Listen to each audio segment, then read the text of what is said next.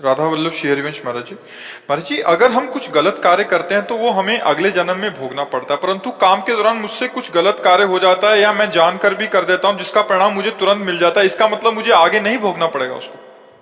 ये तो कर्म की लघुता और गरिमा पर है कि आप जैसे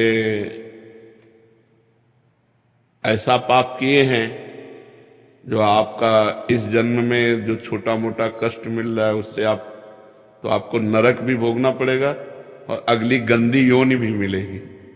अगर छोटा मोटा कोई पाप है तो छोटी मोटी घटना में निपट जाएगा।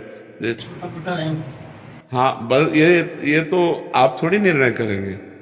अब हमारी समझ में तो ऐसा लगता है कि हम कोई पाप ही नहीं किया यार, लेकिन जब वो केस फंसता है और उसका न्याय तो बहुत होता है। फिर जरा से छोटे पाप का, अब आप देखो, एक मांडव्य नाम के ऋषि थे, आपको घटना बता रहे हैं, श्री महाभारत में भगवान श्री कृष्ण द्वैपायन व्यास देव जी ने लिखी।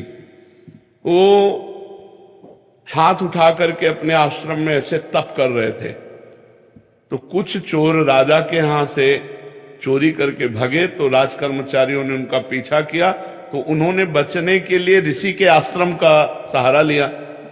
पर राजकर्मचारियों ने देख लिया था कि आश्रम में गए, तो आश्रम में घुस गए, तो चोर भी मिल गए और सामान भी मिल गया।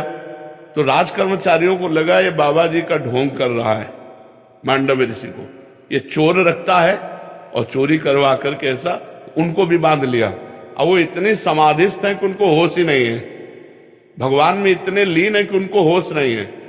राजा के पास गए, राजा ने तुरंत आदेश कर दिया सबको शूली पे चढ़ा दो, तो सबको शूली पे चढ़ा दिया और मांडव्य ऋषि को भी शूली पे चढ़ा दिया।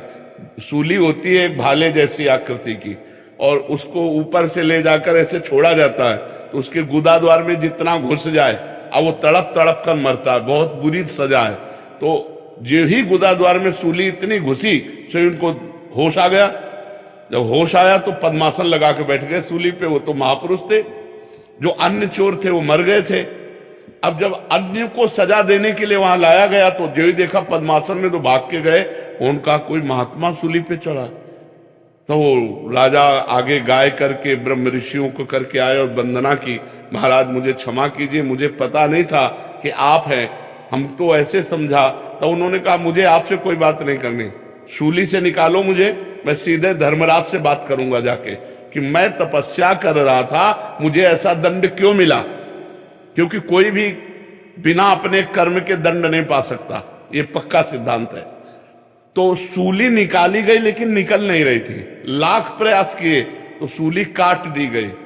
तो उन्हें अणिमांडव्य ऋषि कहते हैं। वो सीधे धर्मराज के पास गए और धर्मराज से कहा कि मैं तुम्हें दंड देने के लिए आया हूं। इतने महान तपस्वी थे। मैं जब अपने आश्रम में तपस्या कर रहा था, चोर चोरी करके लाए, तो हमने उसमें क्या सहयोग किया, उस कर्म में मेरा क्या दोष था। तो उनका महाराज कोई दोष ना, फिर मुझे सूली की सजा क्यों मिली। तो जैसे अपने को टीवी चला दीजिए ना, प्रोग्राम दिखाया जाए, ऐसे उन्होंने दिखाया कि देखो जब आप 8 वर्ष के थे तो तितली की गुदा में बबूल का कांटा डाल के छोड़ दिया था, इसीलिए सूली आज भी नहीं निकली, आपके पड़ी हुई। तब उनका 8 वर्ष के बालक को ज्ञान नहीं होता। इसलिए मैं आज से मर्यादा रखता हूं कि 14 वर्ष तक की अवस्था का किया हुआ पाप दंडनीय नहीं होगा, नाबालिग।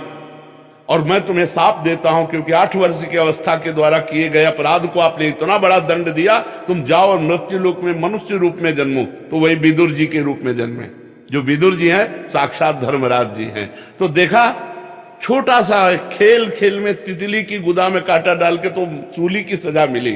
तो हम लोगों से जो अपराध बनते हैं उनका बड़ा भारी दंड मिलता है।